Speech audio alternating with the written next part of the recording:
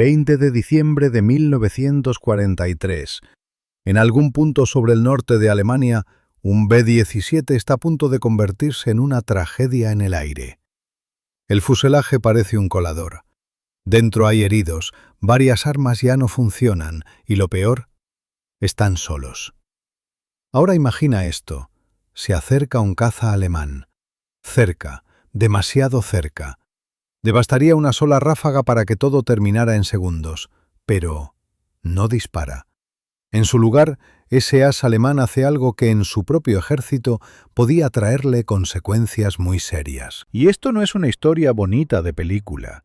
Hay momentos de los que años después muchos veteranos hablaban en voz baja.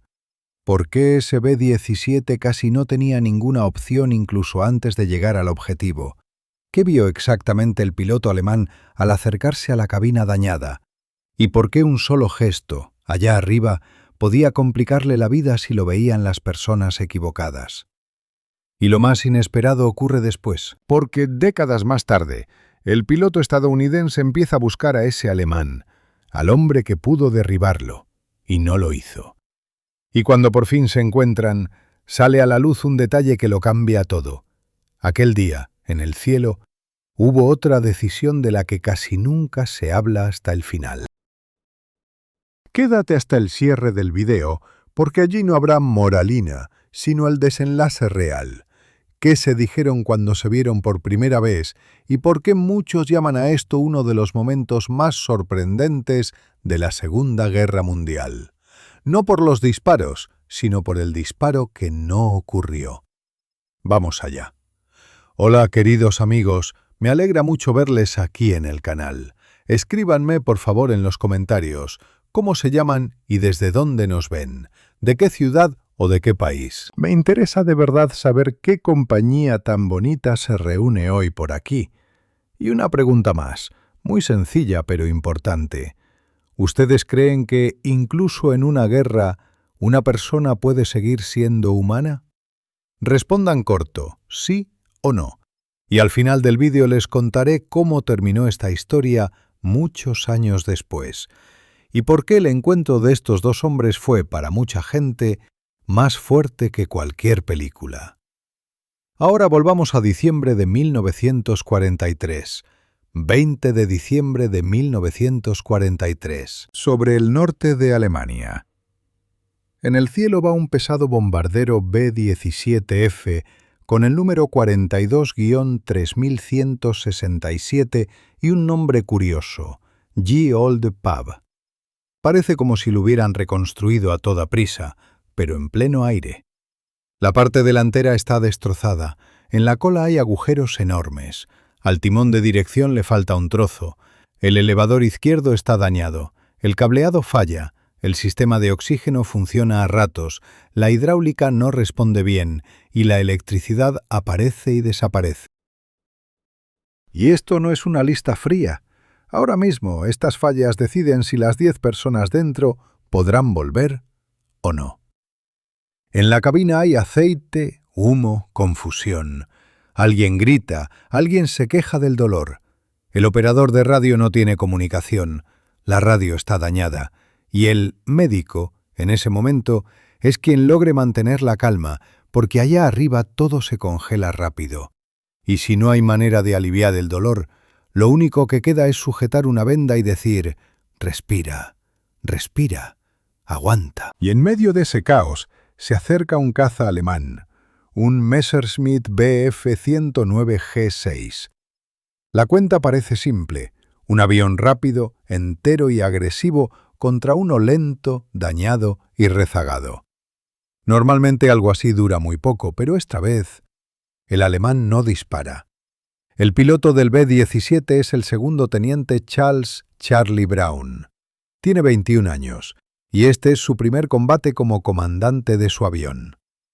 Despegaron desde RAF Kimbolton, en Inglaterra, como parte de la 8ª Fuerza Aérea de Estados Unidos. Su objetivo era Bremen, instalaciones industriales ligadas a la producción de aviones de combate.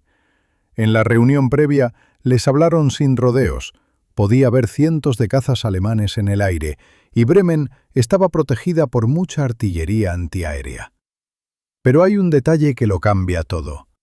Al B-17 de Brown lo colocaron en una zona de la formación que los propios pilotos apodaban como si fuera una sentencia: Purple Heart Corner, es decir, el rincón donde era más común salir herido. Era el borde de la formación, el lugar que el enemigo solía atacar porque era más fácil cortar el extremo que entrar por el centro. Y además, como algunos aviones regresaron por fallos técnicos, Brown tuvo que moverse más hacia la parte delantera. En otras palabras, más visible y con peor protección. Ellos no estaban buscando problemas. Simplemente quedaron atrapados en la geometría de la guerra. Al principio todo parece rutina, hasta que llegan a Bremen. El fuego antiaéreo no es como en el cine. Son explosiones que golpean el cielo. En un momento estalla un proyectil cerca y el avión recibe varios impactos. ¿Y qué se rompe primero? Lo que no se ve. El oxígeno. Sin él, a esa altura la mente se nubla. La hidráulica. Sin ella, pilotar deja de ser volar y se vuelve una lucha para girar. La electricidad. Sin ella, las armas pueden callarse y los sistemas dejan de ayudar. Y de pronto estás dentro de una caja metálica a gran velocidad con el frío entrando hasta los huesos. Y eso es exactamente lo que les pasa. Varias ametralladoras se traban, algunas torretas dejan de funcionar. El B-17 tenía muchas armas, sí, pero en la práctica la defensa se vuelve mucho más débil. En uno de los impactos, el artillero de cola, Hugh Eckenrode, queda fuera de combate. Uno de los tripulantes sufre una herida grave en la pierna, a otro lo alcanzan fragmentos y a un tercero, por fallos del sistema de calor, se le empiezan a entumecer los pies por el frío. Y esto suena menor hasta que lo entiendes. Cuando el cuerpo se entumece, pierdes la capacidad de moverte, de recargar, de trabajar en una torreta, de seguir haciendo lo necesario para volver. Y justo entonces, el B-17 se separa de la formación, y eso significa una sola cosa: se queda solo. El piloto alemán se llama Franz Stigler. Es aviador de la Luftwaffe, con experiencia y ya con victorias. Ese día despega en un Bf-109 G6 y alcanza al bombardero dañado. Hay que entender la lógica. Los cazas alemanes a menudo remataban a los rezagados. Era la estadística de la supervivencia, una guerra de desgaste. Pero Stigler se acerca más y no ve solo un avión perforado, ve algo distinto. Un fuselaje abierto, señales de combate, personas que ya no están peleando. Están tratando de sobrevivir, y parte de sus armas ya no responde. Él entiende que si dispara ahora no sería un combate aéreo, sería un remate, y en su cabeza se enciende lo que le enseñaron, no solo como piloto, sino como persona. Recuerda una regla que muchos mencionan: no disparar a quien está indefenso, no atacar a quien ya no puede defenderse. Pero una decisión así no es solo bondad, es riesgo. Si un as alemán dejaba ir un avión enemigo, podían acusarlo de cobardía, sabotaje o algo peor. Aún así, no dispara. Stigler hace gestos, intenta hablar en el aire, como diciendo: aterriza, aléjate, busca una salida. Pero Brown no lo entiende. O lo entiende y no se atreve a creerlo. Cuando ves un caza alemán tan cerca, tu lógica es simple: me está tendiendo una trampa. Brown mantiene rumbo al oeste, hacia el mar, hacia casa. Y entonces Stigler hace algo que suena a leyenda hasta que piensas en la táctica. Se coloca a su lado, en una posición en la que otros alemanes, artilleros o pilotos, pueden verlo. Como si dijera: este bombardero está bajo control, no disparen ahora. Lo escolta, lo saca de la zona más peligrosa mientras ellos llegan a la costa y se encaminan hacia el Mar del Norte.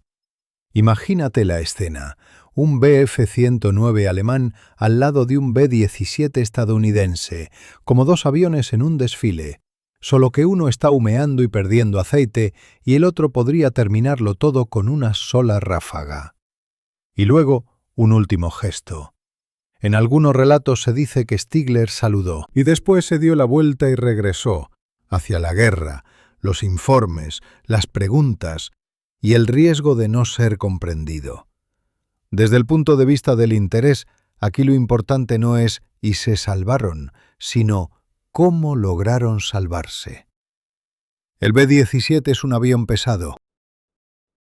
Para llegar a Inglaterra con ese daño, hacía falta casi un milagro. Mantener altura con la aerodinámica dañada, no perder el conocimiento por el oxígeno, no hundirse en el control por la hidráulica, no caer en otro ataque, no recibir un último golpe de la artillería y no sufrir un fallo estructural por la vibración o la turbulencia. Y lo más difícil es que el vuelo es largo. Tienes tiempo de pensar en cómo podría terminar todo. Y eso pesa más que un golpe rápido. Dentro del B-17, la tripulación hace lo que hace cualquier equipo en una emergencia. Reparten tareas. Quien puede, ayuda a los heridos. Quien puede usar un arma, se queda en su puesto. Y a quien entra en pánico, le dan órdenes simples. Respira y haz lo siguiente. Porque cuando la mente se desborda, todo empeora. Y sobre ellos va ese caza alemán que podía ser una sentencia, y terminó siendo un escudo. Cuando el B-17 regresa, la historia no termina. Solo empieza a quedarse clavada en la mente de Charlie Brown. Porque la guerra no suele permitir excepciones.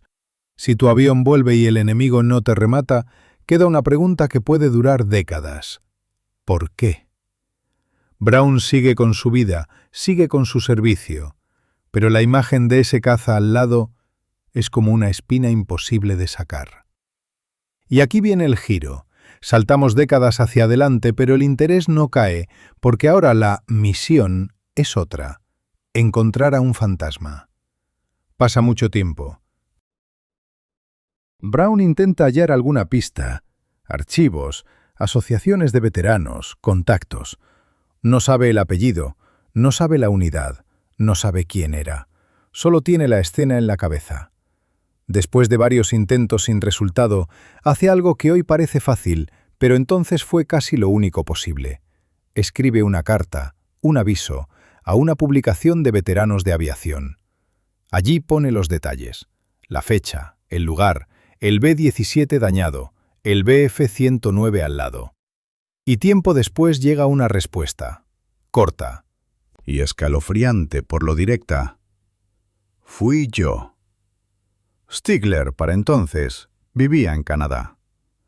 Empiezan a escribirse, luego a hablar por teléfono, y se reconocen no por frases bonitas, sino por detalles. Cómo se veía el avión, qué vio el piloto alemán, cómo se acercó, qué gestos hizo, cómo se alejó. Todo coincide. Y la leyenda se vuelve real. Su encuentro no fue un abrazo de película. Fue mirar a la cara al hombre que pudo acabar contigo y entender que te dejó vivir. Cada uno llevaba su propia versión de aquel invierno. Para Brown fue el día en que vio humanidad en el enemigo. Para Stigler, el día en que se arriesgó para seguir siendo humano. Y luego ocurre algo muy raro en historias de guerra. Se hacen amigos. De verdad. Se visitan, conviven con sus familias. Y esa amistad dura hasta el final de sus vidas. Ambos fallecieron en 2008, con pocos meses de diferencia.